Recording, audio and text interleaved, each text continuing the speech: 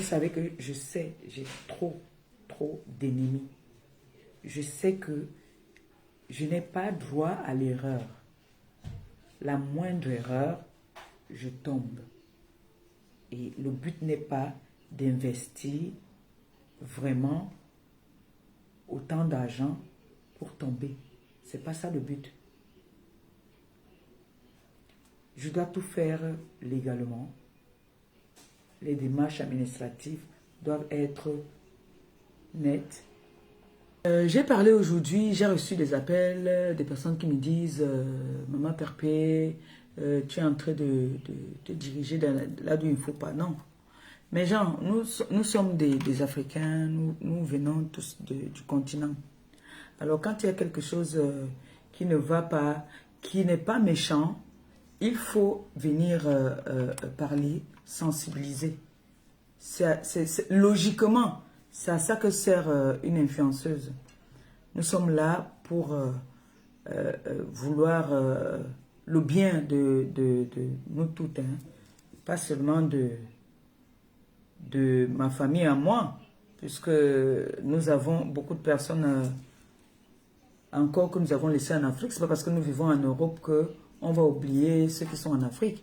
Moi, j'ai vu des vidéos, comme aujourd'hui encore, j'ai vu une autre vidéo, une autre photo même, j'ai même partagé. Là, ce n'était même pas, c'était même alors des champagnes. Voilà ça. Vous voyez un peu. C'était des champagnes et il y a mon goût dedans. Il y a la veuve là. Tout ce que vous voyez derrière là-bas là, c'est les mouettes. Encore des fabrications. Mais ça, c'est pas au Cameroun par contre. Ça, c'est pas au Cameroun. Ça, c'est au Gabon. Ça, c'est pas au Cameroun. Vous voyez un peu. Ça, c'est pas au Cameroun. C'est pour dire que ça se passe partout. Ça se passe partout. Vous voyez un peu, non?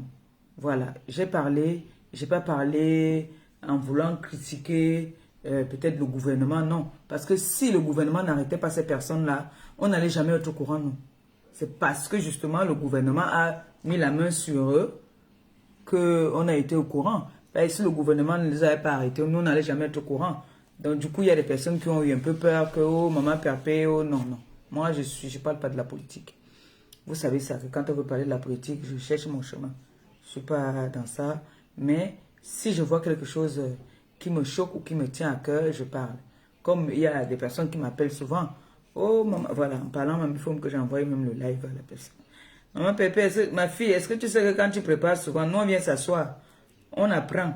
Moi, je suis je suis pas de chez toi. Quand tu prépares, moi, tu me donnes envie d'aller aussi faire à manger. Donc, du coup, je suis content de savoir qu'il y a des personnes que j'impacte. Hein, il y a des personnes que j'impacte. Je suis content de le savoir. Je ne savais pas. J'ai mes filles qui m'ont appelé. Quand j'ai parlé, les petits conseils souvent que je donne. S'il y a 2 personnes seulement que ça touche, moi je suis contente hein, de savoir qu'il y a une personne au moins dans mon popora, dans mon bavardage là. Il y a 2 personnes qui ont aimé ce que j'ai dit. Moi ça me fait plaisir. C'est le but hein, de savoir que il y a des personnes qui sont contentes de savoir que je donne des conseils qui les touchent. Moi, j'aime bien. Je suis contente. J'ai une vidéo ici qui a fait le tour du monde où je donnais les conseils aux jeunes filles en leur disant, mes petites sœurs, j'avais les cheveux courts avec un pull noir comme ça là, à l'époque. Je donnais des conseils en disant aux filles, aux jeunes sœurs que ne vous fiez pas. Les jeunes filles qui cherchaient les hommes. Voilà, tu te rappelles de cette vidéo? Je ne sais pas où est cette vidéo. Pourtant, cette vidéo, on m'avait envoyé ça il y a encore longtemps. Et puis, je disais aux filles, le Toba, si le charme n'existe pas, le charme, c'est sur toi-même. C'est toi ton charme. Ça ne sert à rien de dire que tu vas aller voir les charlatans pour chercher à charmer l'homme. Donc, j'ai donné souvent ces conseils-là que le charme, c'est toi le charme. Tu es ton charme à toi. Donc, ne te dis pas que tu vas partir attacher un homme ou tu vas partir, non. Cet amour-là ne va jamais marcher. Cet amour-là, on peut même te tuer dans cet amour. Le vrai amour, c'est quand l'homme t'aime naturellement. Parce que tu as fait quelque chose qu'il a aimé et qu'il aime en toi. Hein? Ce n'est pas de partir dire que tu vas partir attacher l'homme pour que, surtout les jeunes filles qui attendent quand les benguistes viennent là, elles couchent, comme cet exemple-là, elles couchent les alarmes mignons. Les alarmes mignons, les mangent l'argent en leur disant que voilà, moi je peux faire en sorte que, comme il est marié en Bengla, l'angawat avec qui il est marié, ou bien l'anga avec qui il est marié, je peux faire, il abandonne cette femme-là pour toi. Donc, la fille passe se battre pour chercher l'argent alors que ce n'est pas vrai. L'homme t'aime pour ce que tu es. Et c'est toi le charme. C'est toi le charme. C'est toi-même ton charme. C'est pour ça qu'on voit souvent, tu vois une femme, tu as dit, elle ne ressemble même à rien, mais tu te poses la question, mais qu'est-ce que l'homme part chercher là-bas là? Qu'est-ce que ton homme parfois même, tu dis que, mais qu'est-ce que les gars, mais les gars même souvent ils ont un problème, ils sont teubés, hein. Qu'est-ce qu'ils ont vu là-bas? Non, il y a quelque chose là-bas qui l'aime. Il y a quelque chose qui l'attire là-bas là, automatiquement. Nous on va rester derrière critiquer, mais le gars sent un mouniende là-bas là. Donc tu vas voir un gars frais, là, bien propre, debout. Il sent bon. Tu vois l'anga. Elle a même la phobie du parfum. Mais le gars tente de dire que l'anga là, il va te chasser. Il te chasse que merde. Tu parles de l'anga de qui? Il l'aime parce qu'il y a quelque chose. Elle n'est pas allée quelque part. Il y a quelque chose en elle qui l'attire. Oui. Il y a quelque chose qui l'attire automatiquement. Donc, c'est autant de conseils souvent que j'ai souvent donné ici et que j'ai toujours amené mon petit savoir parce que je ne peux pas dire que je n'ai pas d'expérience. J'ai de l'expérience en vie, la vie commune, je connais. La vie de couple, je connais. Donc, je suis très bien placée pour venir un peu donner une petite touche. Parfois, j'ai connu des hauts et des bas dans les couples. Donc, si j'amène ma petite touche, pourquoi pas. Alors, ça fait du bien de savoir qu'il y a des personnes qui m'écoutent et qui aiment bien quand je viens de temps en temps avec des petites connaissances. Comme ça, il y a des personnes qui sont très contentes. Et je voulais encore dire aujourd'hui, ce soir à la TKC, TKC s'il vous plaît. Les sympathisants encore, je ne peux pas les obliger, ils sont libres d'aller où ils veulent. Mais TKC, s'il vous plaît, restez un peu à la maison. Vous êtes un peu trop le sapac. Vous êtes un peu trop les... Vous marchez trop. Je vous vois trop partout. Je vois mes enfants. Je vois les enfants partout. Restez un peu chembaillé, non. Chacun chembaillé. Restez un peu chez vous de temps en temps. Hein? Vous marchez trop. Vous marchez, il y a trop. Vous vous baladez, il y a trop. Votre mère ne se balade même plus comme vous. Vous m'interdisez de me balader, mais vous vous baladez. Vous pouvez m'interdire quelque chose, mais moi je vous vois partout. Hein? On a dit que c'est donnant-donnant. Vous nous donnez, on vous donne. Vous partagez pour nous, on partage pour vous. C'est comme ça. Si on ne partage pas pour nous, vous ne partagez pas aussi pour les gens qui ne partagent pas pour nous. C'est donnant-donnant. Hein? Vous me dites de rester à la maison. Je suis la gardienne. Vous partez vous balader. Vous marchez, il y a trop. Hein? C'est comme ça que vous partez. Vous allumez là-bas. Bon, on va dire que c'est moi qui vous ai envoyé allumer. Moi, je n'ai envoyé personne allumer quelqu'un. En ce moment, je suis même trop concentré. Je suis trop calme. Je sais que vous allumez quand on nous allume. Tant qu'on ne nous allume pas, vous n'allumez pas.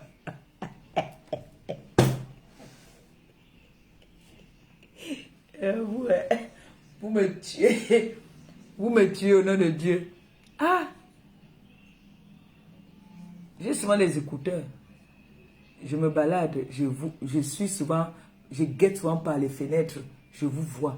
Vous êtes partout. Et...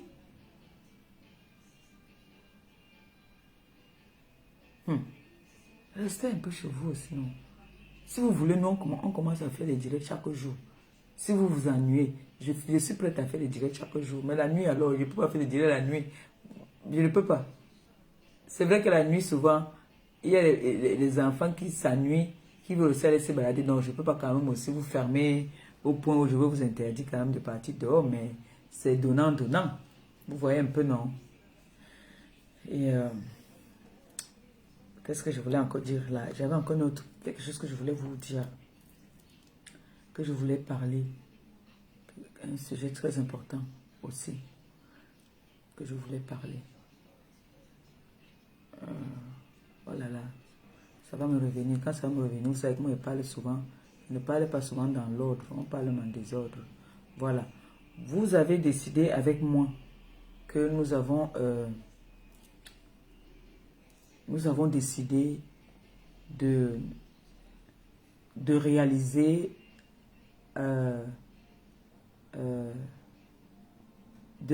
quelque chose pour moi et pour la TKC. Donc, vous m'avez demandé depuis des années qu'est-ce que j'avais envie de faire. Je vous ai répondu que moi, c'est la restauration. Et c'est ce que je sais faire.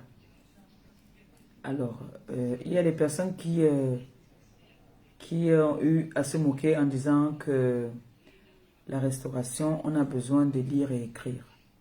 Et j'ai envie de dire à tous ceux-là qui sont dans les mêmes situations que moi, que non, on n'a pas besoin toujours. Vous pouvez, si vous avez des moyens, vous pouvez ouvrir une entreprise et avoir des employés. Vous pouvez ouvrir une entreprise et avoir des personnes qui vont vous aider. Mais d'être juste vigilant. Si tu ne sais pas lire et écrire, tu sais au moins compter. Alors quand on sait compter, c'est très difficile que tu te fasses doubler.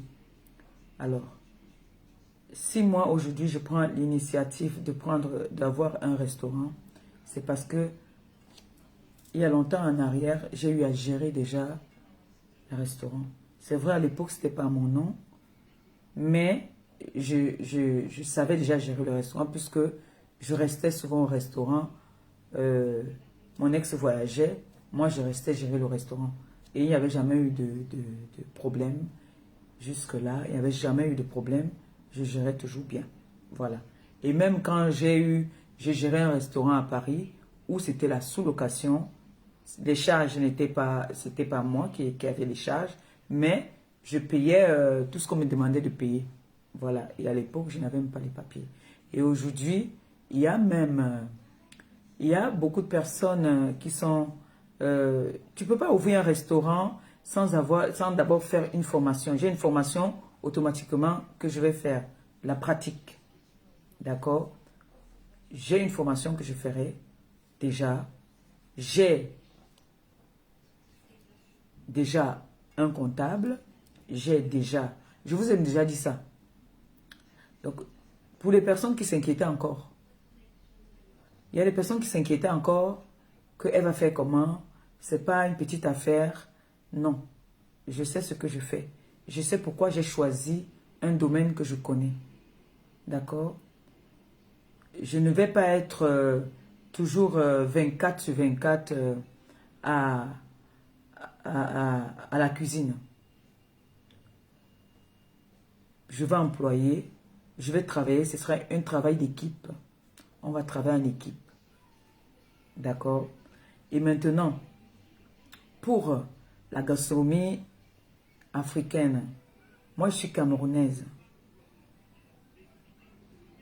Et en Europe, la restauration, c'est faire découvrir les plats de chez toi. Donc, vous voyez ces jours-ci, là, je partage les Européens qui mangent le placali, qui mangent sauce graine. C'est pour faire comprendre aux personnes qui me parlent souvent que il faut faire aussi les plats européens. Pour dire que tu es africaine, tu fais découvrir les plats de chez toi. D'accord? Alors, on a des restaurants ici. Quand tu veux manger peut-être un plat italien, tu sais que tu t'en vas à tel endroit. À Paris, je connaissais un restaurant italien dans le 17e. Tu partais là-bas, tu mangeais la bouffe italienne. Si tu veux manger la bouffe ivoirienne, il y a des restaurants ici ivoiriens. Tu veux manger la bouffe sénégalaise, tu sais où tu peux trouver un restaurant sénégalais. Si tu veux manger maintenant la nourriture brésilienne, il y en a. Donc, chaque pays, chaque personne fait découvrir les mets de chez lui. On n'a pas toujours besoin, parce que je vis en France, je suis obligé de faire les repas européens. Sinon, tous les restaurants africains allaient fermer. Parce que quand on arrive seulement à Paris, il y a au moins, que moi je connais, au moins 10 restaurants camerounais. Il y a 5 restaurants ivoiriens que moi je connais. Comment il rentre là ici? Il ne faut pas tout foutre.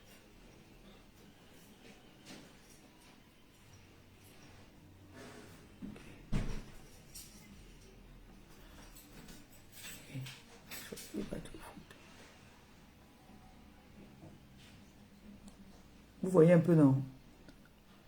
Donc, chaque pays fait découvrir la saveur de son pays.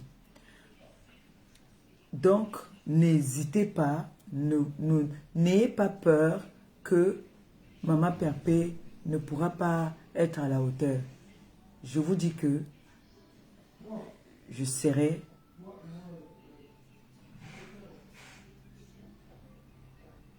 il me faut une chaise où je peux m'adosser. Quand je reste longtemps assise comme ça, j'ai mal ici, là, non. Parce que je parle et je suis très sérieuse, en fait. Voilà, comme ça. Voilà. Parce que quand je parle, je suis un peu, pas détendue, je suis un peu tendue, en fait. Voilà, comme ça, c'est bon.